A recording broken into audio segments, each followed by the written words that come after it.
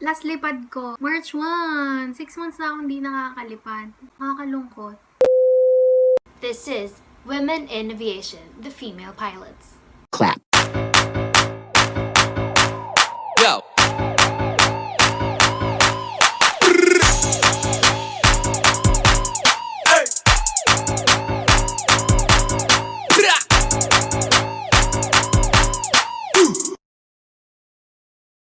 Hi guys, it's me, Daze, a student pilot.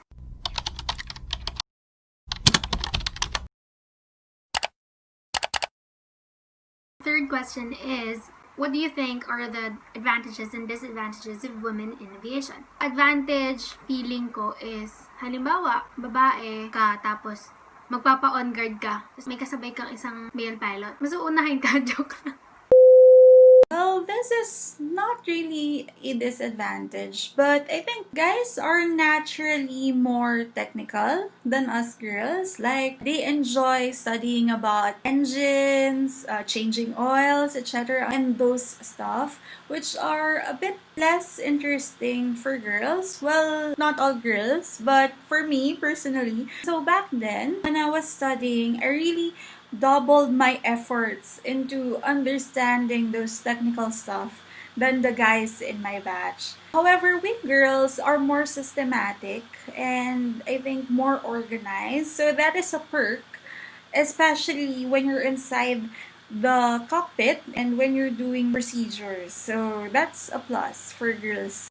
I don't think may advantages and disadvantages men to women sa aviation industry. I think both are given equal chances and opportunities sa training and sa work itself. So start off first with disadvantages. People who are always saying na, naku, pang lalaki yan, or kaya, di ka dapat dyan, dapat ganito ka, ganyan ka. No, you should not listen to them. Kasi, kung ano man decision mo and kung pinili mo maging piloto, they should respect that. So, go for it. Advantages of women. We're very particular with things. Napapansin natin lahat, nakikita natin lahat. And yun yung isa sa mga kailangan as a pilot. You have to be very familiar with everything. Dapat kailangan lahat na check mo, lahat dapat nakikita mo kung normal ba, ayos ba, nasusunod ba, at standard ba. So, I think that's one of the advantages of women. And yung pagiging mapusise, very detailed, and very keen. How did the COVID-19 pandemic affect you? Actually, it's not just me. I think everyone in the aviation industry was gravely affected by this pandemic. And it's quite saddening that lesser people are interested in joining our industry. But, we need to move on. We need to cope in spite of what's happening around us. Especially us, actually, in the ground school, it was really hard for us to transition as well. Because imagine having number of students in an enclosed classroom. It's just quite risky. So what we did is we transitioned from an actual classroom setup into a virtual classroom. So that's one way of coping despite the pandemic. And we just need to move on and hold on until it gets better. COVID-19 affected me in a way na I have to temporarily stop my training, just like the other student pilots. So, how did I cope up with it? Nag-ukulele na lang ako. Joke. So, to cope up with it, syempre, I reviewed my past ground school lessons and memorized yung mga procedures. Nanood din ako ng mga videos sa YouTube para pagbalik ko, hindi ko siya makalimutan. Ayun. Very timely talaga itong question na ito. And lahat naman tayo affected ng COVID-19. But personally, for me as a student pilot, it affect me really badly.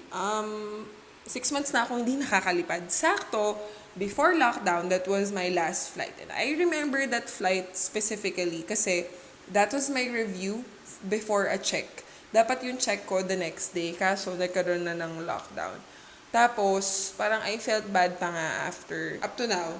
Kasi hindi ko naayos masyado yung lipad ko. Sabi ko, babawi ako. Girl, 6 months na, diba? Pero, this is a time to reflect on the things that we've done. And no matter how hard it is or how negative the situation is, we always have to look on it on the good side. Kasi di ba wala naman magagawa kung magiging sad tayo. So, think of it as a time for us to reflect on everything. Focus more on ourselves, on our family, discover yourself more, and to study more. Para pagbalik natin sa school or whatever endeavor we face, ready ulit tayo to give our best. Message to the aspiring pilots. So, my message to aspiring female pilots, just do it. If you're really into this, you really want to fly, then go for it. There's no barrier, there's no hindrance into becoming a lady pilot. We're living in the modern era and we are now more free.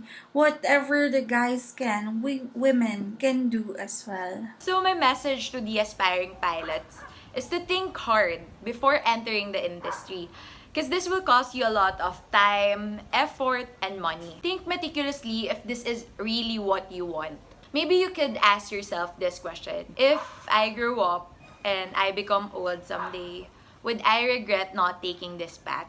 Kasi I remember before, my answer to that is, if I'm not gonna take this chance, this would probably the biggest regret of my life. With all that said, have a little faith, dare to dream, and just keep the fire burning. So lastly, message for aspiring pilots. What I could tell you is, never stop reaching for your dreams. Kahit na may pandemic, kahit na sinasabi mo na, ay baka hindi na ako ma-hire, o kaya baka wala na akong job. No, it's the perfect time to study right now. Kasi, di ba, babalik at babalik pa din yung industry. No matter what happens, mangangailangan sila ng piloto. So it's a good time to study. Read, study on simulator, self-study, it's okay, and never forget to bunk fly. Like, dapat nagba-bunk fly para hindi mo nakakalimutan yung procedures and checklists. And don't pressure yourself. Kung sa tingin mo parang hindi mo siya naiintindihan or kaya ba't hindi mo nagagawa to, huwag kang papastress. Kailangan, just take it at your own pace. Just, take a step back. Hinga ka lang, breathe in, breathe out, and start again. Kasi lahat naman tayo, umaabot dun sa ganung point na parang, ano ba yan? Hindi ko na kaya. Pero no, that should not stop you. That should empower you more. That should give you more strength. Kasi sabi nga nila, again, lagi ko sinasabi sa sarili ko, gusto ko to, gagawin ko siya, gagawa ako ng paraan. So to you out there who's watching this, never stop reaching for your dreams. And above all, lagi ka magpipray kay God para tutulungan ka niya. If you really want it, go get it. Don't be afraid na sabihin mo sarili mo na hindi ko kaya. Lagi mo isipin na Kaya nga nila, so ako kaya ko rin. Ganon. ganon mag-isip. Ganon iniisip ko kahit lagi ako umiiyak. Iyakin kasi ako. So I just wanted to thank Ma'am Justine, Ma'am Zalika, and Ma'am Ara for doing this for us. I hope guys that you learned something, and don't forget to like this video and subscribe to our YouTube channel. Bye!